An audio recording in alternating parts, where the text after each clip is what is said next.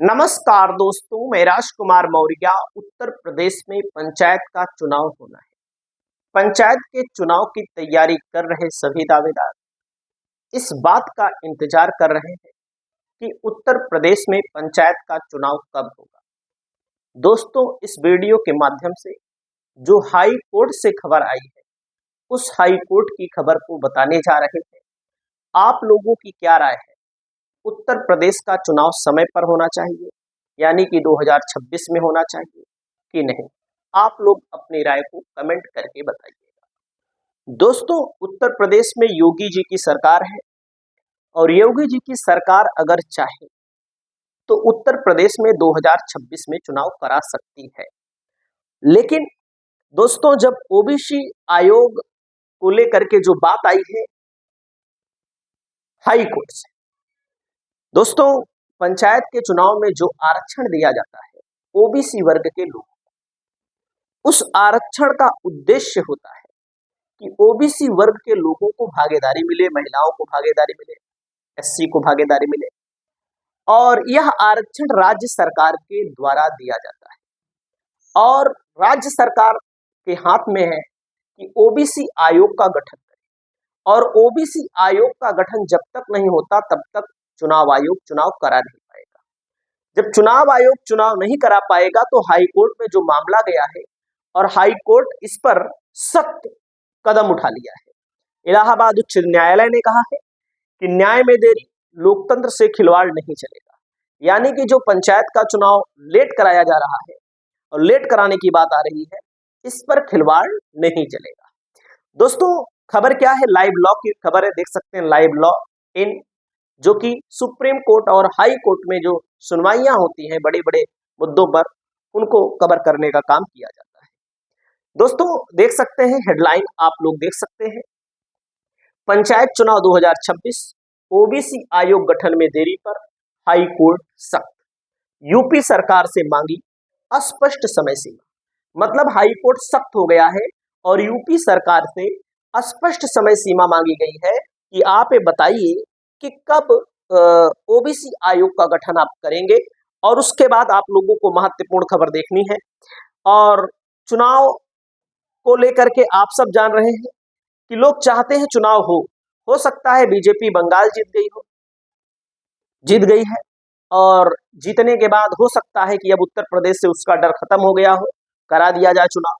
लेकिन Allahabad high court ने उत्तर प्रदेश पंचायत चुनाव 2026 के लिए समर्पित अन्य पिछड़ा वर्ग आयोग के गठन में देरी पर राज्य सरकार को कड़ा रुख अपनाते हुए पूछा है कि आयोग का गठन आखिरकार कब तक किया जाएगा।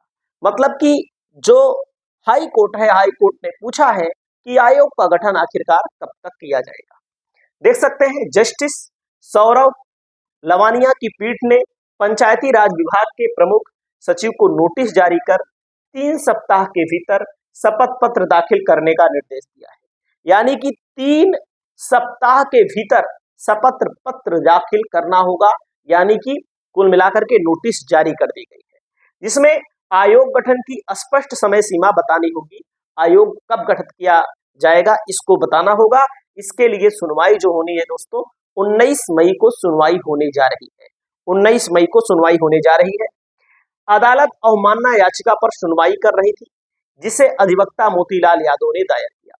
दोस्तों, जब शुरुआत में अगर किसी ने पंचायत चुनाव को लेकर के याचिका दायर किया था तो मोतीलाल यादव ने दायर किया था। इसलिए दायर किया था कि पंचायत के चुनाव को समय से कराया जाए, ओबीसी आयोग का गठन कराया जाए। लेकिन दोस्तों, जब याचिका डाली गई थी तो सुप्रीम कोर्ट से हाई कोर्ट से फैसला आया। हाई कोर्ट ने फैसला दिया कि भाई 15 दिन के अंदर आप ओबीसी आयोग का गठन कर दीजिए।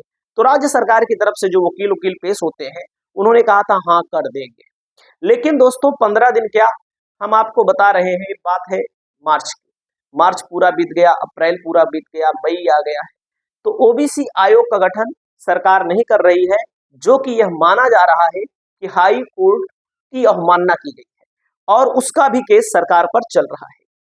दोस्तों, यह अवमानना याचिका उस जनहित याचिका के निस्तारण से लगभग 2 महीने बाद दायर की गई, जिसमें राज्य सरकार ने हाई कोर्ट को आश्वासन दिया था कि पंचायत चुनाव कानूनानुसार कराने के लिए ओबीसी आयोग को गठित करने की प्रक्रिया जारी है।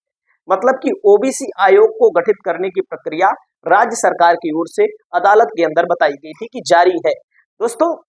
तो वहीं पर दोस्तों आपको मैं बताना चाहूंगा कि ओबीसी आयोग का गठन जो किया जाना है वो राज्य सरकार के द्वारा किया जाना है, जिसमें SC ST OBC को आरक्षण 50% से ज्यादा नहीं होना चाहिए। जहां पर इनकी आबादी कम है वहां पर कम अनुपात में सीटें मिलेंगी। जैसे 27% आबादी ओबीसी की है तो 27% से कम अनुपात में भी सीटें मिलती है, और जहां पर ज्यादा है वहां पर 27% से ज्यादा आरक्षण नहीं मिलता है। याचिका में यह भी कहा गया है कि यदि 2021 की आरक्षण सूची के आधार पर चुनाव कराए गए तो यह उत्तर प्रदेश पंचायत राज अधिनियम 1947 और सुप्रीम कोर्ट के निर्देशों का उल्लंघन होगा। दोस्तों याचिकाकर्ता ने आशंका जताई कि यदि आयोग गठन में और देरी हुई तो पंचायत चुनाव 2027 तक टल सकते हैं, जिससे उनका विधानसभा चुनाव के साथ टकरा सकता है। हाईकोर्ट ने अब स्पष्ट निर्देश दिया है, नोटिस जारी की है। वहीं पर उत्तर प्रदेश के जो जिनके विभाग के अंदर पंचायती राज मंत्री है चुनाव आता है, इनका नाम है ओम प्रकाश राजभर। ओम प्रकाश राजभर जो कहीं ना कहीं अपनी बात से पलट रहे हैं, जो कि पहले कह रहे थे कि भैया चुनाव समय पर करवाएंगे, चुनाव 12 जुलाई के पहले समाप्त हो जाएगा, प्रक्रिया जारी है। अब ये आरोप लगा रहे हैं दोस्तों, अब ये आरोप लगाने का काम कर रहे हैं कि इसको समाजवादी पार्टी रोक रही है, पंचायत चुनाव समाजवादी पार्टी नहीं होने देना चाहती है। दोस्तों यहाँ पर देख सकते हैं पंचायत चुनाव उत्तर प्रदेश में तेजी आने वाली है। कोर्ट ने 19 मई को होने वाली सुनवाई में सरकार के वकील से ओबीसी आयोग के गठन पर रिपोर्ट मांगी है ताकि शीघ्र चुनाव कराया जा सके। दोस्तों कुछ लोग कहेंगे कि अब योगी सरकार नहीं कराएगी, बिल्कुल योगी सरकार कराने के मूड में नहीं है, लेकिन अगर हाई कोर्ट से फैसला आ जाता है, हाई कोर्ट फैसला सुना देता है तो चुनाव कराना ही पड़ेगा। क्योंकि आपको एक मामला मैं बताऊं, हिमाचल प्रदेश में भी सरकार कह रही थी हम चुनाव नहीं करा पाए, तो हाई कोर्ट ने फटकार लगाई।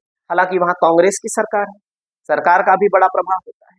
सुप्रीम कोर्ट हाई कोर्ट का मामला आप सब जानते ही हैं, कुछ लोग कहते हैं कि प्रभावशाली भी होते हैं और प्रभाव भी होता है जजों पर, तो जज भी मनुष्य ही है, आप सब जान रहे हैं। तो अगर फैसला आ गया तो चुनाव हर हाल में कराना पड़ेगा। ओबीसी आयोग के गठन का संकेत एक बहुत बड़ा